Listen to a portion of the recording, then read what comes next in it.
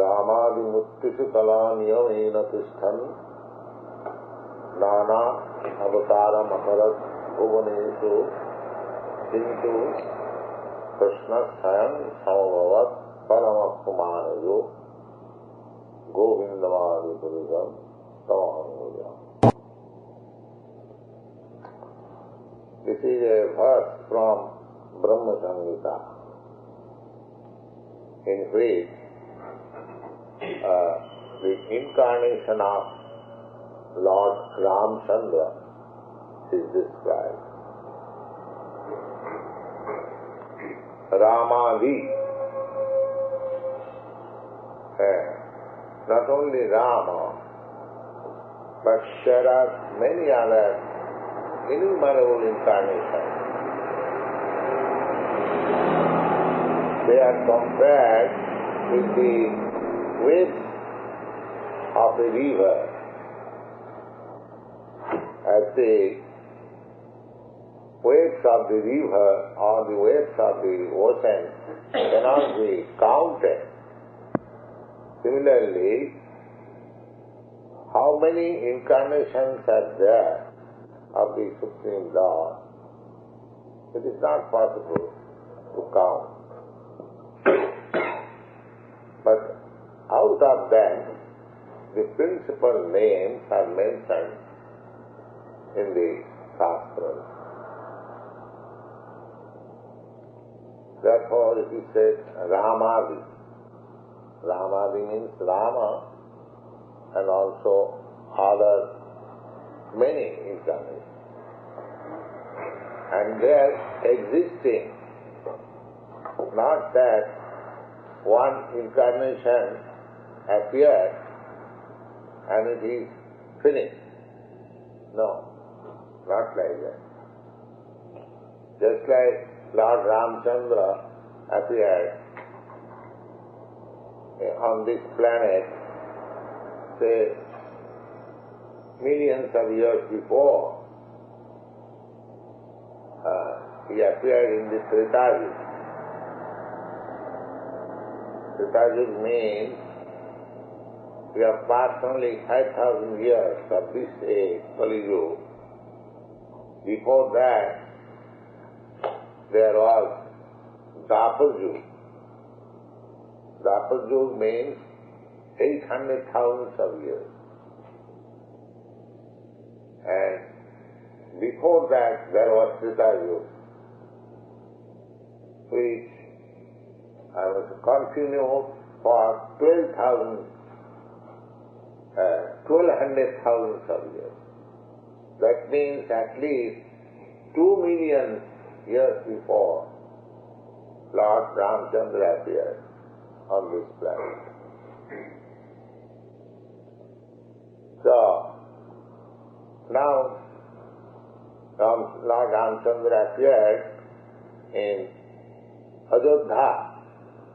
There is a place in Ajodha, in northern India. There he appeared. And Krishna appeared in Mathura.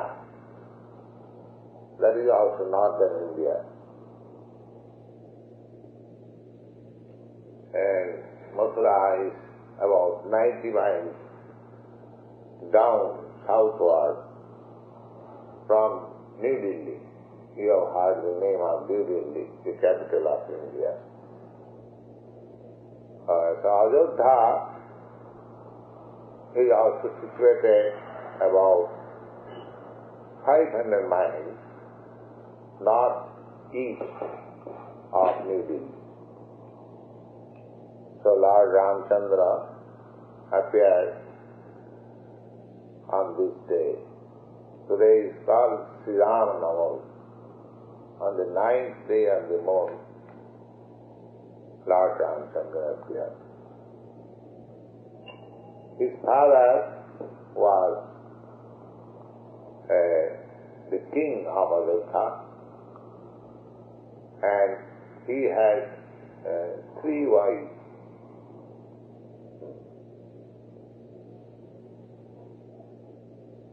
So, out of, he had 2 wives. Out of 2 wives, he got four sons,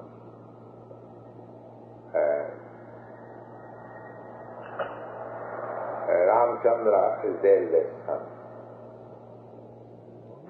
The life and activities of Lord Ramchandra is said in a book which is called Ramayana.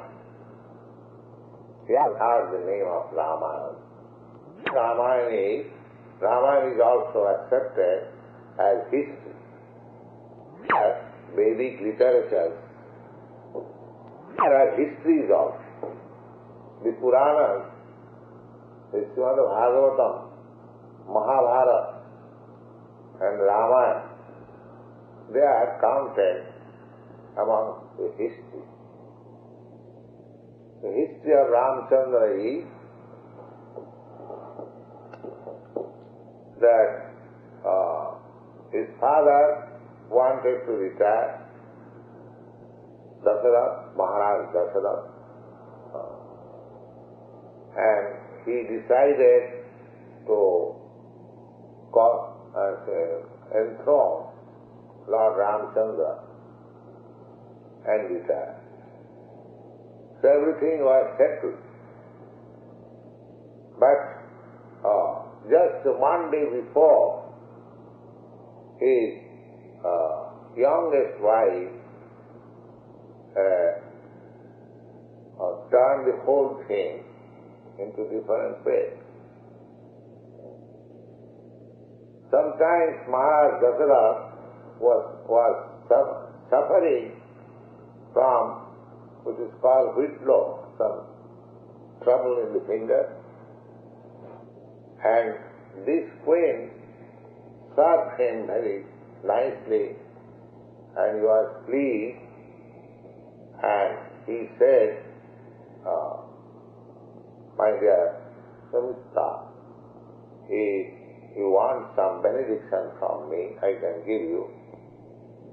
And she replied that I shall ask you for the benediction when I request, not now. So just one day before Lord Ramchandra's coronation, she approached her husband, Maharaj Dasarath, and reminded him, my dear husband, you promised to give me some benediction, and I told you that I shall ask you when I request. Maharaj Dasarath said, yes, I remember. You want some benediction just now? She said, yes. And what is that? She said that Ramchandra cannot be seated on the throne. My son should be. Bharat. Oh, you are surprised? It's a big demand. So,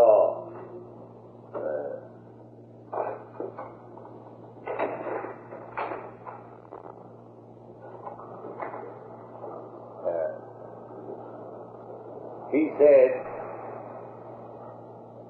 all right, that will be done. Your son, because formally the king, not only formally, even after that, there are many Kshatriya kings in India. They had more than one wife. And naturally, there is rivalry between different wives. So the same thing, human psychology is the same. Even 2 million years ago, the same mentality was there. And he asked that my son should be the king, not Ramchandra. Ramchandra happened to be the son of Kaushalya, the elder queen. So Maharaj Dasarath agreed and called for Ramchandra. My dear boy, she asked also, she was very diplomatic. She wanted the Ramchandra go to forest for 14 years. The idea was political, that the king may agree to install my son just now. Now, after a few days, this Ramchandra may come with his army and there may be some difficulty to continue the kingdom. So, she wanted that Ramchandra should go to the forest. And she should not come back till the end of 14 years from this day. So Maharaj Dasarath agreed. Because we are Kshatriya, just see the promise. A Kshatriya never goes back from the promise. Never refuses any challenge. If a Kshatriya is challenged by somebody that I want to fight with you, he cannot refuse. This is Kshatriya spirit. He cannot say that I am now busy. Suppose somebody comes to you that I want to fight with you. You may say, what nonsense fight, I have no time. We are in the temple. But a Kshatriya cannot deny that. Kshatriya at once must accept, oh yes, come on. And the weapon should be, if he has no sword or weapon, he should be supplied weapon and fight. This is Kshatriya spirit.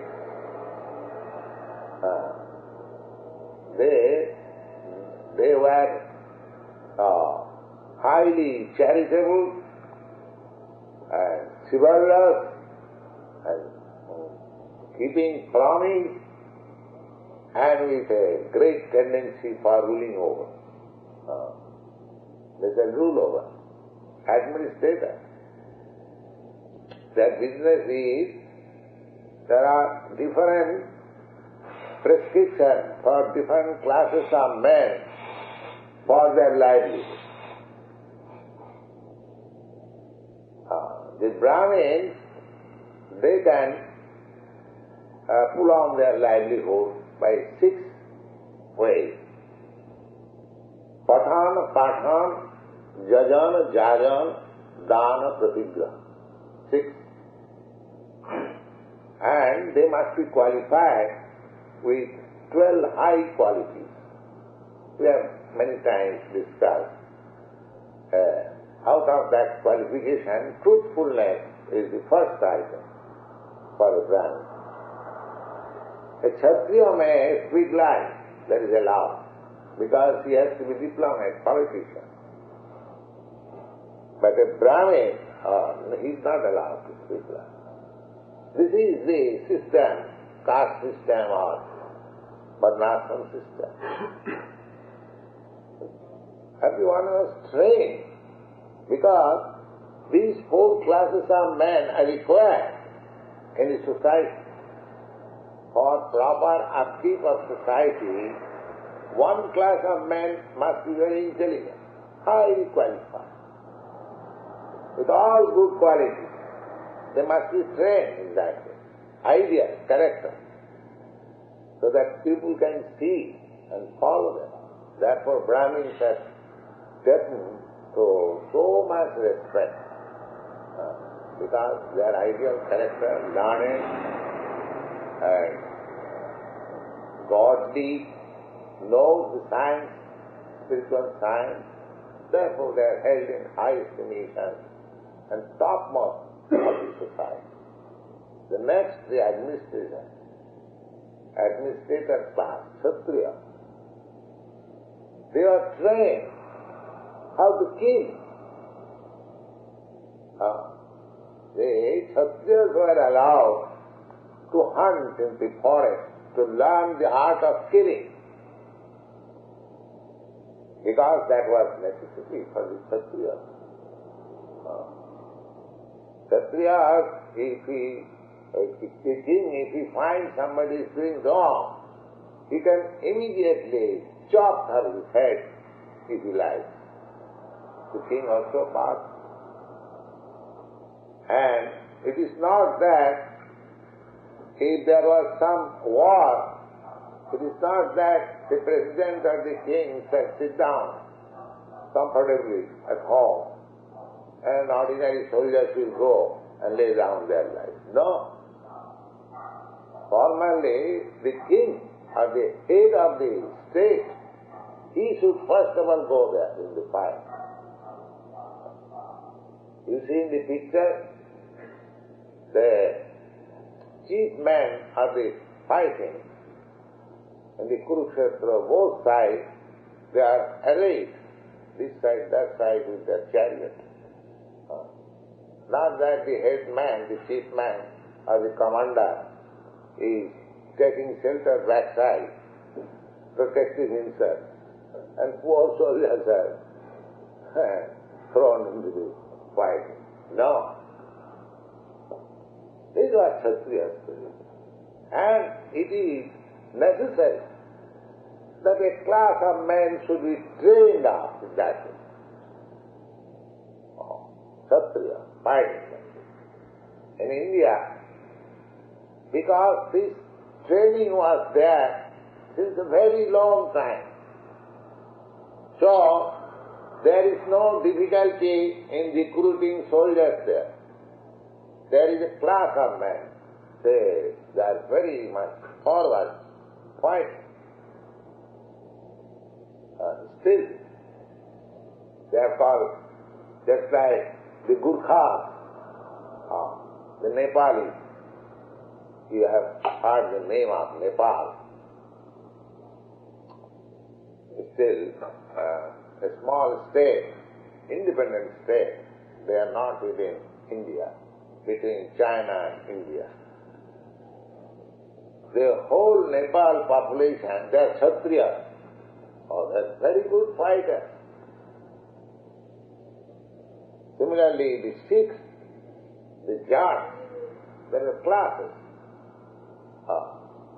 So, they are always forward for fighting. And you will be surprised that the British Empire was voluntarily liquidated because they lost India. The Britishers, they understood that because we are now losing India, there is no more possibility to keep our Eastern Empire. Therefore they liquidated.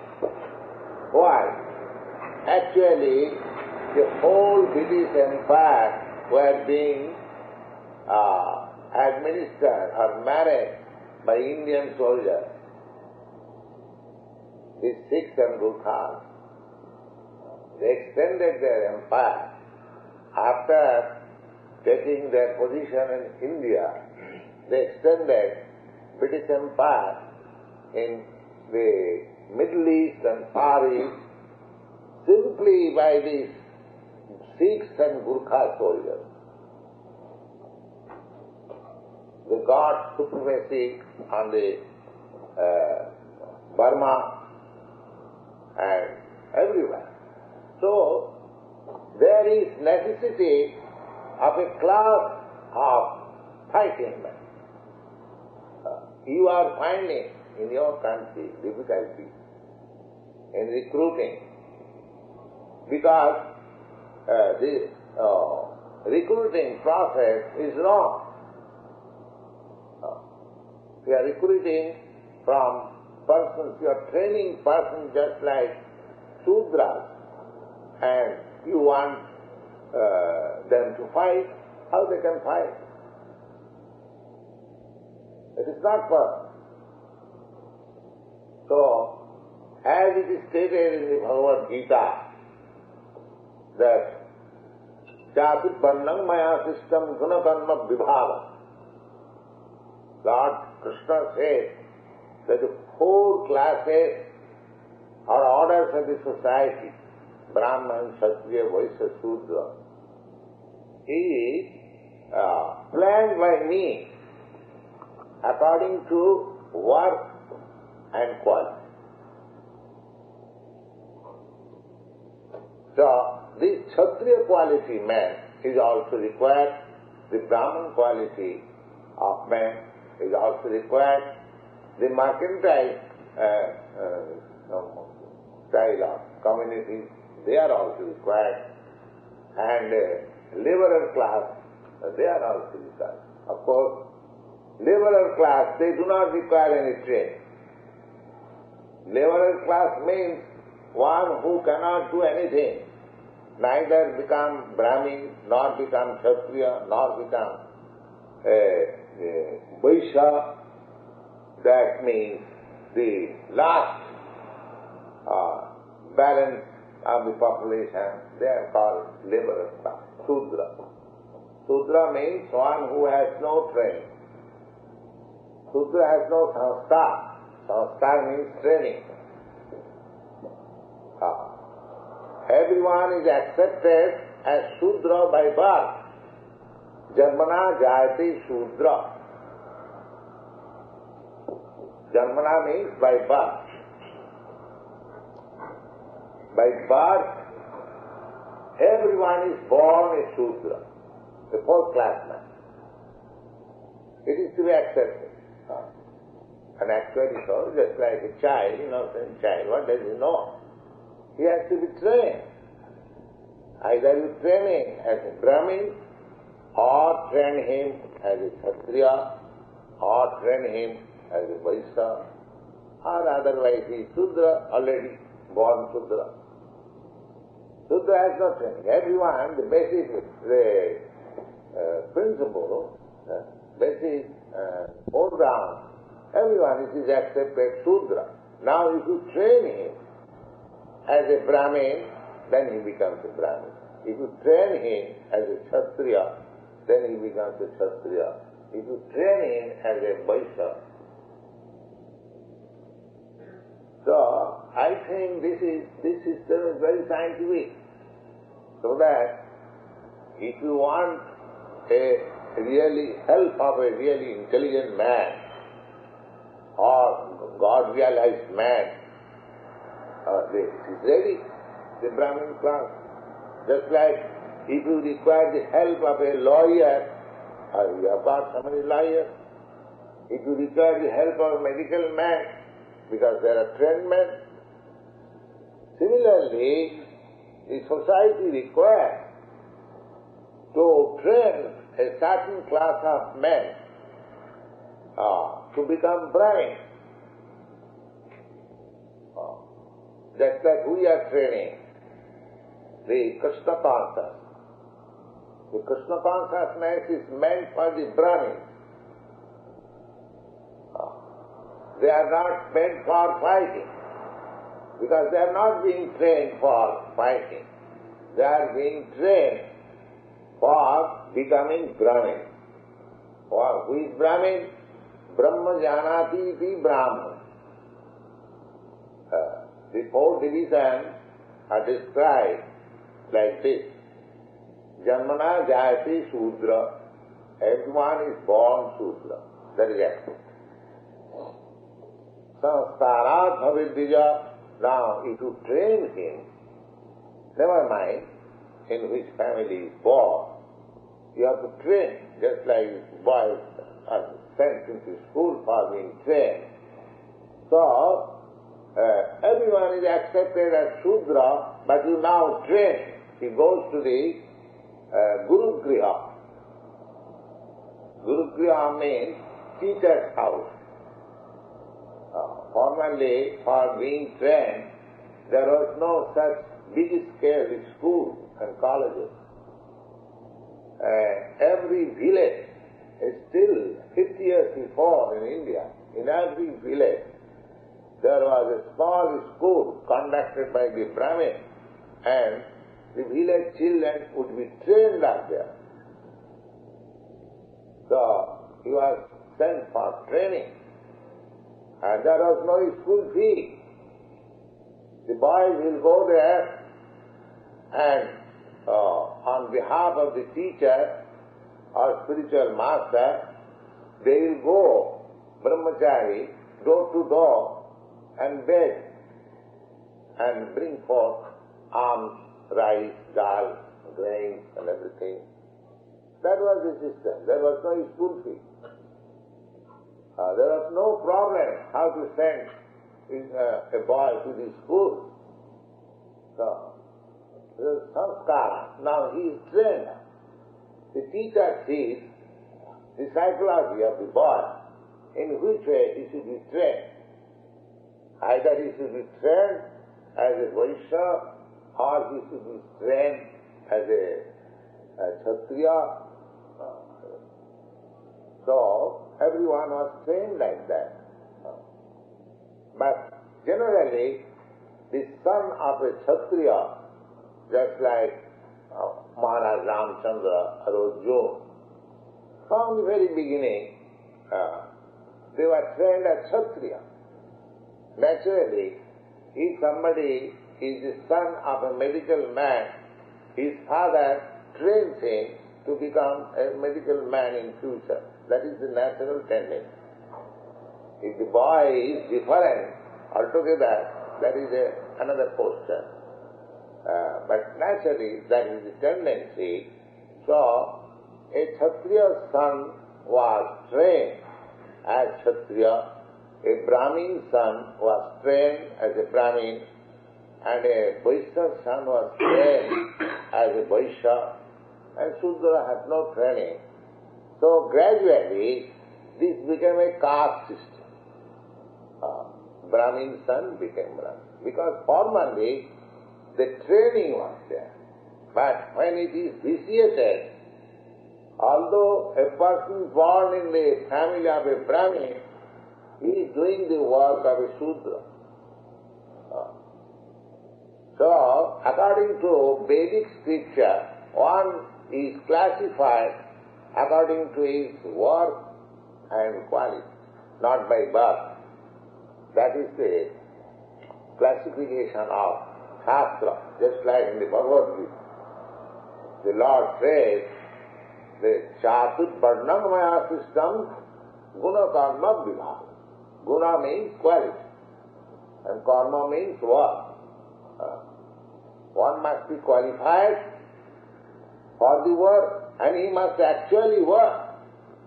Then he is counted, classified into that and category. Just like if you are simply trained or educated as a lawyer, and if you are not practicing in the court, nobody comes to you to consult as a lawyer. Nobody cares for you. You must be practicing also. Similarly, to become a Brahmin means, first of all, he must know what is Brahma, and he must be actually situated in the activities of Brahma. So, devotional service are activities of Brahma. Activities in Krishna consciousness means activities in Brahma. Brahma charati iti Brahma, brahmachari. Charati means acts. Actually, he acts in life, applies the principles of Brahman in his life. He is called brahmachari. So these were the trends. So just see how the training was, that a Kshatriya cannot refuse his promise. So, Maharaj Dasharatha, he fulfilled the promise of his youngest wife and asked his son, eldest son, Ramchandra, my dear God, you'll have to go to forest for 14 years. That is the desire of your youngest mother. And I promise that I shall fulfill a promise, a request. So, please accept. Ramchandra said, yes, Father, I am ready. Let's see. This is the quality out of the 6 opulences of God. This is one quality. Vaisajyasya samakrasya bijasya jasasya sriya jnana vairagyasyaiva saraiti bhava angana. How one becomes God? God is not manufactured by words. There are definitions. Who is God? God must be the proprietor of all regions. Vaisajyasya samakrasya. Samagra means all. Nobody can compete with him. Here in this world, material world, I am a rich man. And there is another rich man who can compete with him. And there is another rich man who can compete with him. But nobody can compete with God in richness. That is one qualification of God. Nobody can say that I am richer than God. Therefore, in the Bhagavad Gita, it is said, Matta parasara nanna tasti kinchit dhananjaya. Matta parasara nanna kinchit asti dhananjaya. Dhananjaya is the name of Arjuna. And Krishna says that, my dear Arjuna, there is nobody greater than me. So, if anyone claims that he is God, he must prove by practical example that nobody is richer than him. That is the first. But unfortunately, we are accepting so many gods. If a rascal in the street, he also claims that I am God. Similarly, the other qualification, nobody can be stronger than God. Nobody can be wiser than God. Nobody can be more beautiful than God. And nobody can be more renounced than God. So here, Ramchandra, Lord Ramchandra exhibited the quality how he renounced the whole kingdom.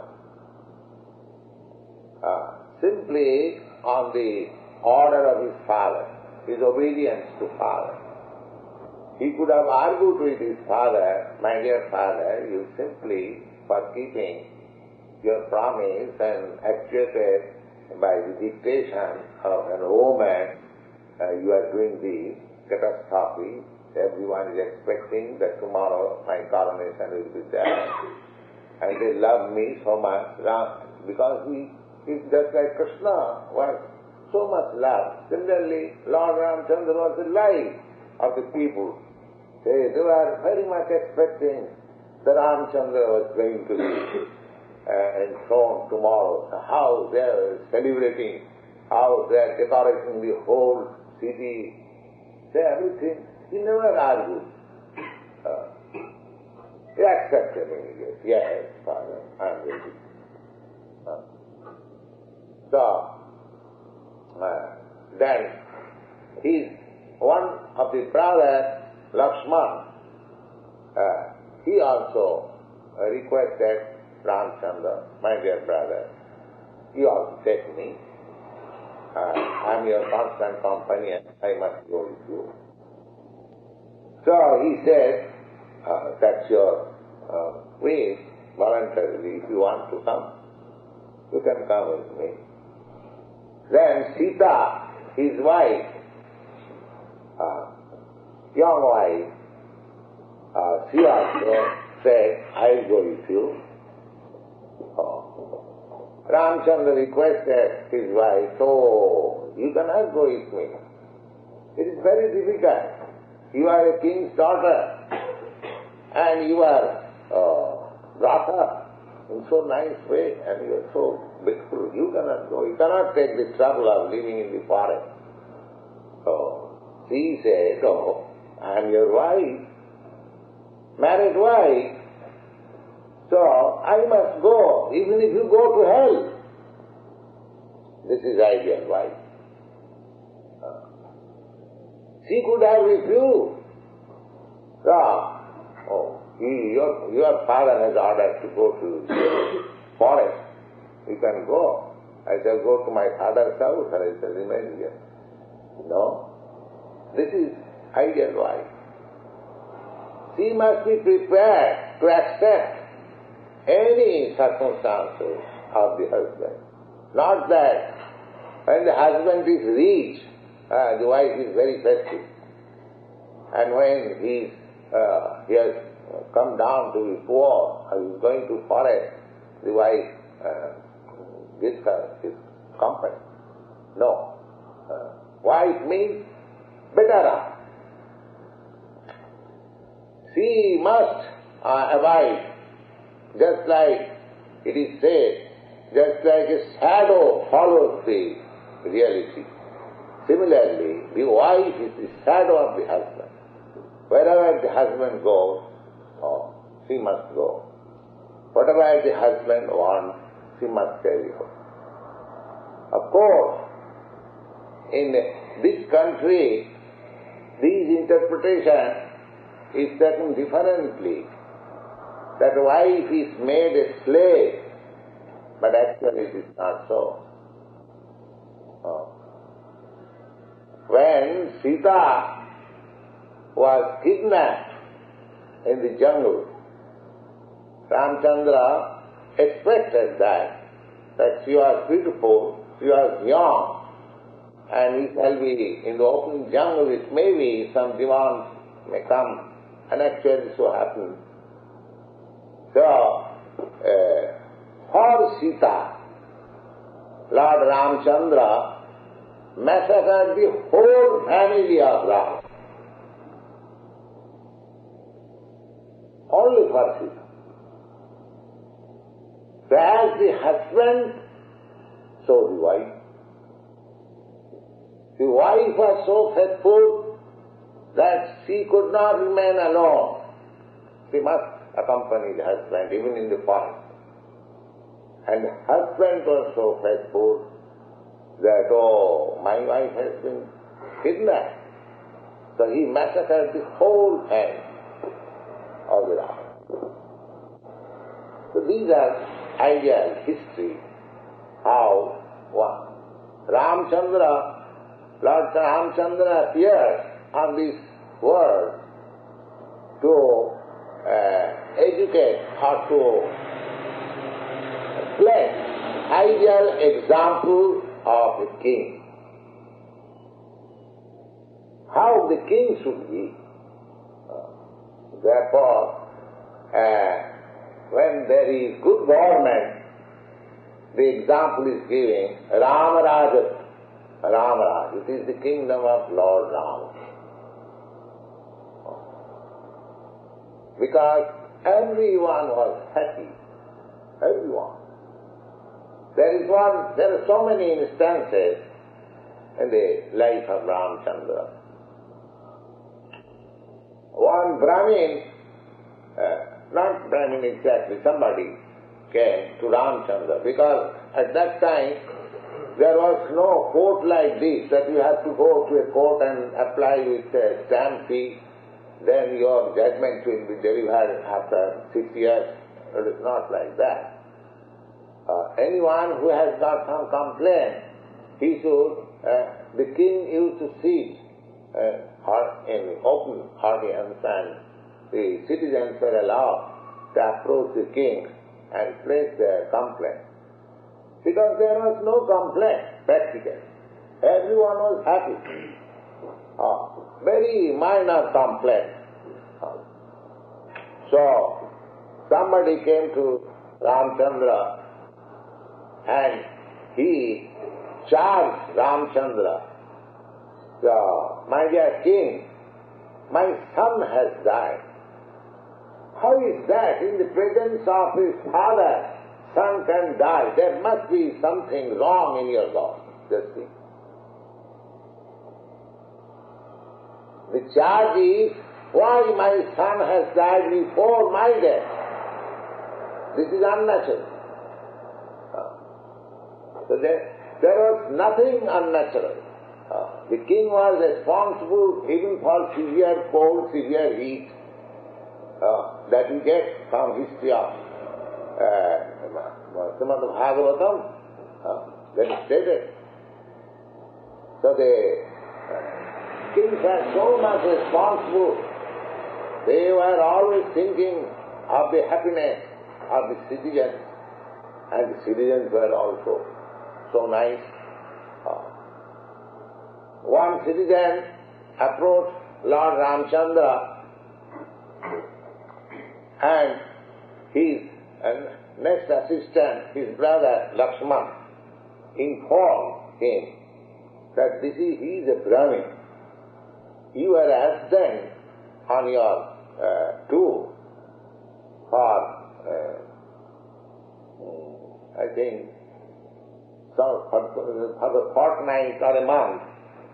And this Brahmin has not eaten even a drop of water during your absence. Why?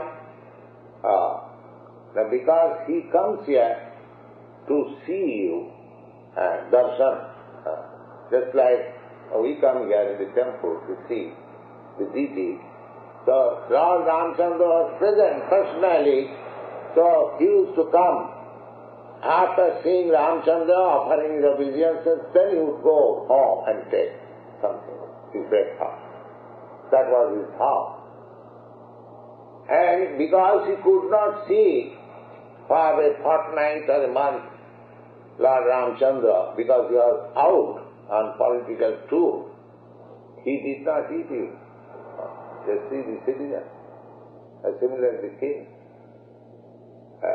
So at that time, there was a statue of Ramchandra which was being worshipped in the family from Maharaj Ikhaku.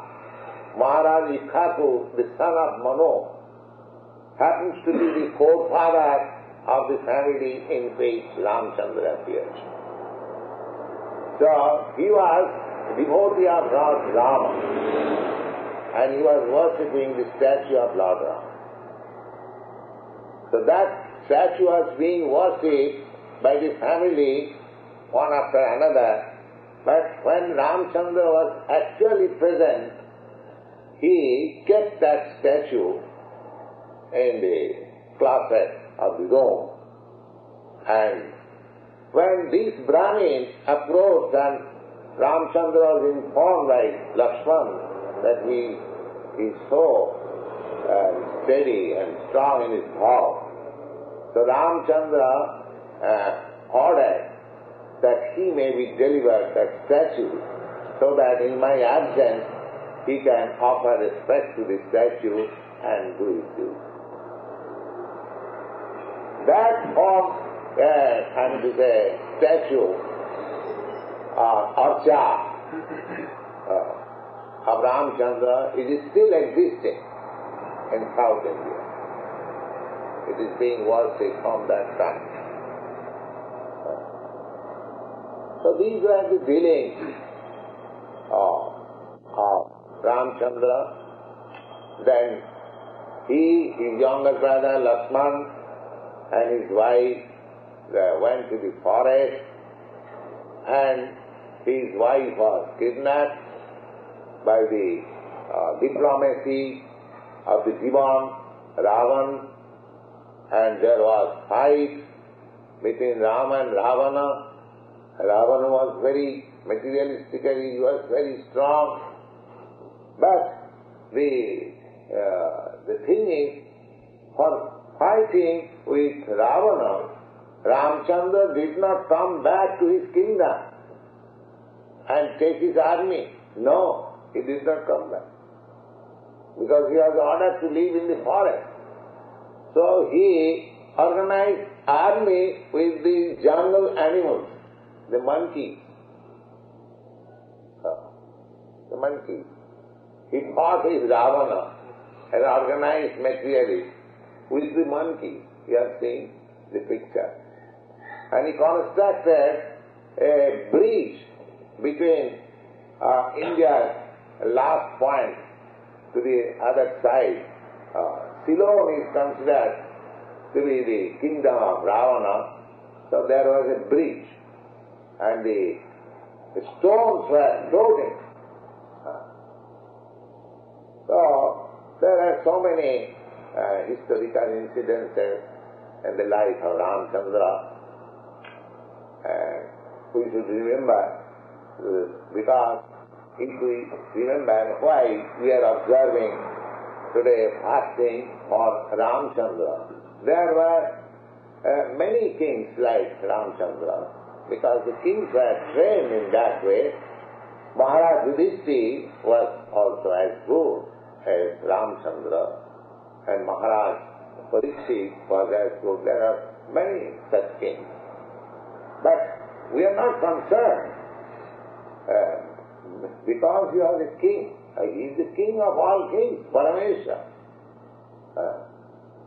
Because he is God.